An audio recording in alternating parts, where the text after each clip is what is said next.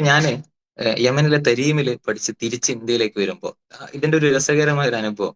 ഞങ്ങൾ അവിടെ നാട്ടിലേക്ക് തിരിച്ചു പോകുമ്പോൾ എന്ത് കൊണ്ടുപോകണം എന്ന് അന്വേഷിക്കുമല്ലോ. വളരെ തിരിച്ച് അത്രയും നമ്മൾ മാനസികമായിട്ട് അറ്റാച്ച്ഡ് ആയിരുന്നു ആ നാടിനോട്. അപ്പൊ അവിടുത്തെ ചില ആളുകൾ പറഞ്ഞു, ഒലീവ് മരത്തില് അഹ്കാഫ് മലനിരകളിലെ ഒലീവ് മരത്തിൽ കൂട് കെട്ടിയ തേനീച്ചയുടെ കൂടാണ് ഇത്. സോറി, തേനീച്ചയുടെ തേനാണ്. അത് അത്രയും ഔഷധ മൂല്യമുള്ള ഒരു തേനാണ്, വളരെ വില കൂടിയ തേനാണ്. അപ്പൊ നമ്മൾ അത് ശേഖരിക്കുന്നു. വേറൊരാൾ പറയുന്നു, നമ്മളെ മതപരമായി വലിയ ഒരു ആത്മീയ സ്ഥാനത്തെത്തിയ ഷെയ്ഖ് അബൂബക്കർ സാലിം എന്ന് പറയുന്ന ഒരു മഹാമനുഷ്യന്റെ ഖബറിടത്തിലെ മണ്ണാണ് ഒരു ആത്മീയമായ വിശുദ്ധി കൽപ്പിച്ചുകൊണ്ട് അങ്ങനെ മറുപടി പറയുന്നത്. അങ്ങനെ പലതരത്തിലുള്ള കാര്യങ്ങൾ പറയുന്നു. അവസാനം ഞങ്ങളെ ഗുരുവിന്റെ അടുത്ത്, ഈ ഹബീബ് ഉമർ തങ്ങളുടെ അടുത്ത് എത്തിയിട്ട് ഞങ്ങൾ ചോദിക്കുന്നു, ഞങ്ങൾ നാട്ടിലേക്ക് പോകുമ്പോൾ കൊണ്ടുപോകേണ്ടത് എന്താണ്?